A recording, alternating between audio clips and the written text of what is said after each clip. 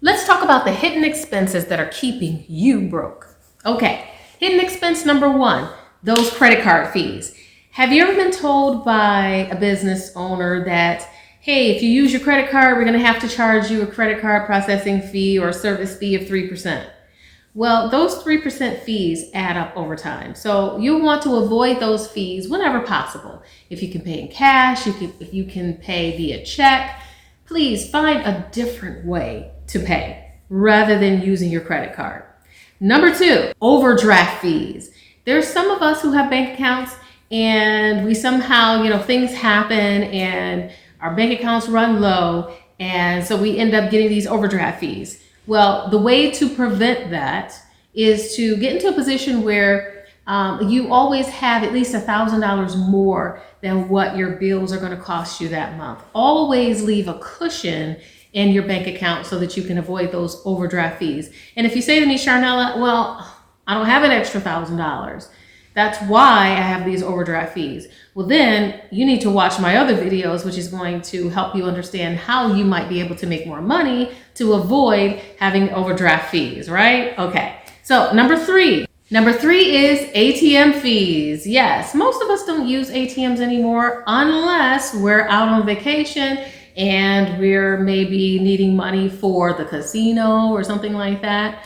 There are some outrageous fees, especially in casinos. They charge you far more money than they should just to get money out of the machine that you're going to go use to blow and likely lose anyway. So let's avoid doing that. Just take plenty of money with you on your trip. Number four, monthly maintenance fees. There are some accounts out there that charge you monthly maintenance fees. Now, if this is an account that is serious and you absolutely need it and it's beneficial to you, yes, you pay those monthly service fees. But if they're not, then you might consider shutting that account down until it becomes one that is more useful for you.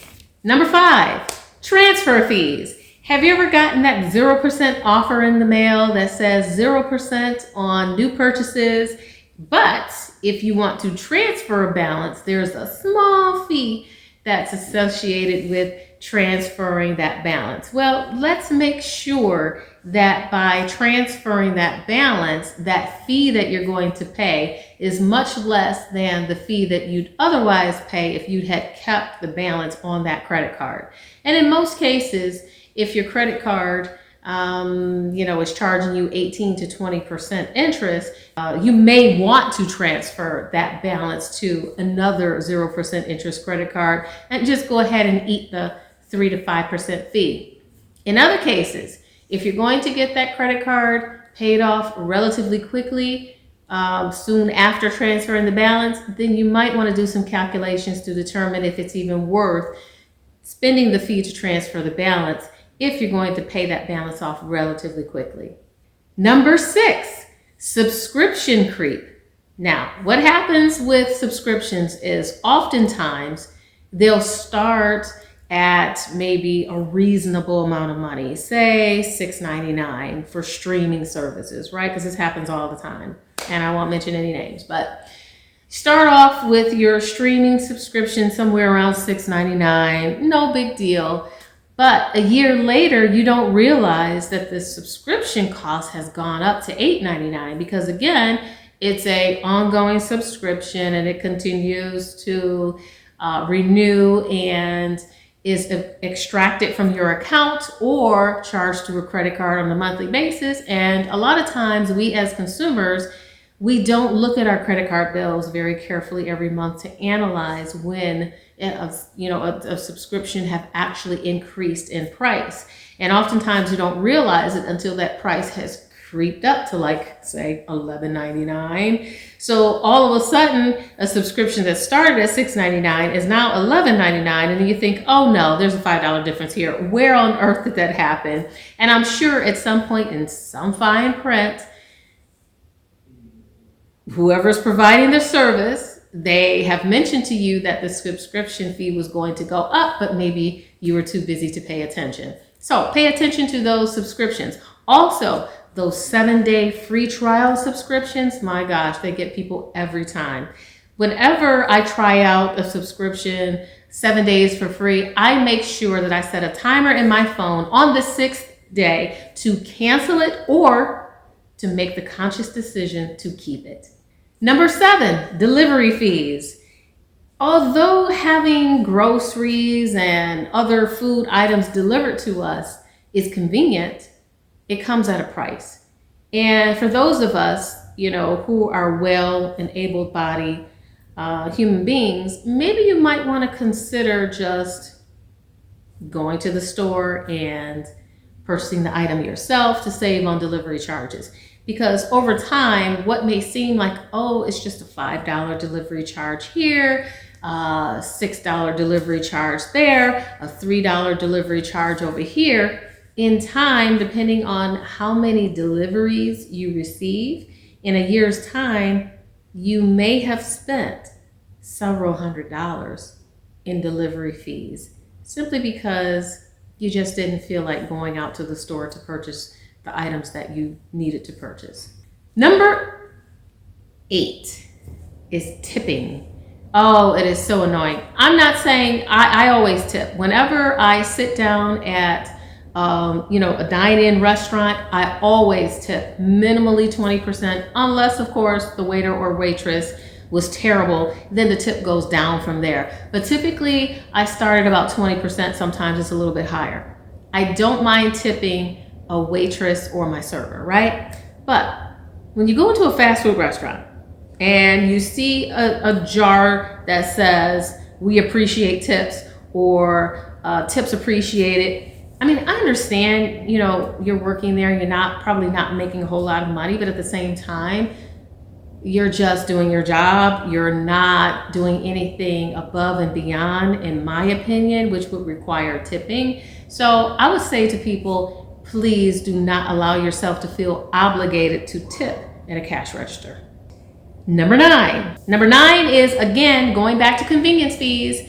Those tickets that you purchase online, there's convenience fees associated with those, typically no less than $7 a ticket. That's brutal. And in some cases, it's a lot more than that. It could be sometimes an extra $10 is added to the ticket price just for the convenience of ordering it online or over the phone. So you have to be careful of that. Sometimes paying bills online, you'll have to pay a convenience fee for that, about 3%. And depending on the cost of the bill, that can add up to be a whole lot of money. Number 10. And our next one is DoorDash and Uber Eats. Oh my gosh. And Instacart. Gosh, I got caught up with Instacart. That was such a waste of money. They make you think that you're getting something for free when I really didn't even use the service. So I ended up getting one service for free, but then I didn't read the fine print and it wasn't canceled. The free subscription was not canceled in a timely manner. So I ended up losing $99 in that year. Boy, was I upset. And I did make a complaint, but of course I didn't read the fine print. I didn't follow the rules. So therefore they were able to charge my credit card and I wasn't able to dispute it. So there you go. Be careful. DoorDash, very convenient, but costly. Okay. So let's spend money wisely, not foolishly. Number 11, auto renewals. You know how you sign up for a service and you think it's a good idea at the time, but then you don't realize that it's going to auto renew the next year, and darn it, you don't catch it before it auto renews. Be very careful of those. Take those auto renewals off. Make sure that you comb through your budget, figure out where your money is going, figure out what services or subscriptions are on auto renewal, and the ones that you don't want to auto renew, just sign into the application and turn it off. And next, another way that you are losing money is through devices that are always plugged in, that is constantly draining electricity. You know what that is for me? It's my home computer. It is always plugged in. It is always on.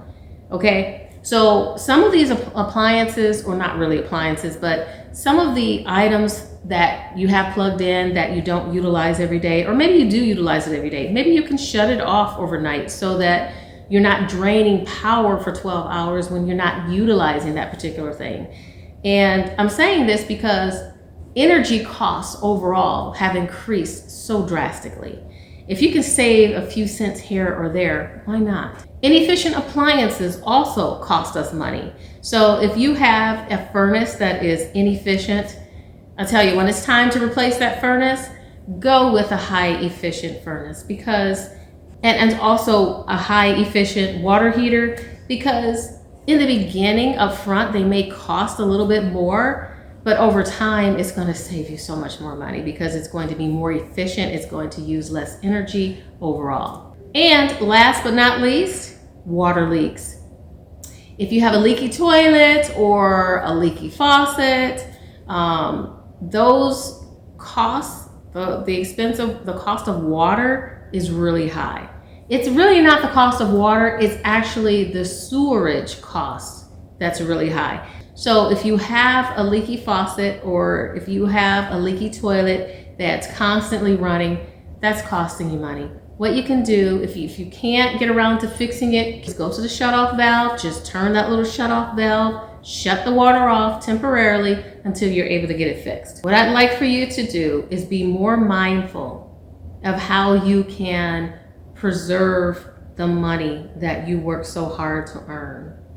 Because only if you preserve it can you then invest it to create wealth. So even though these things that I just spoke about may seem like they're small expenditures, it's the small expenditures that oftentimes destroy our finances, that puts us in the position where we rely on buying now, paying later in order to survive just day to day. So let's start making the change one small step at a time. Go through all the list of things that I mentioned and make sure that you're avoiding those costly mistakes, those hidden expenses that's costing you money on the monthly basis. Thank you for watching Financial Fix with Sharnella, and I will see you on the next episode. In the meantime, like and subscribe.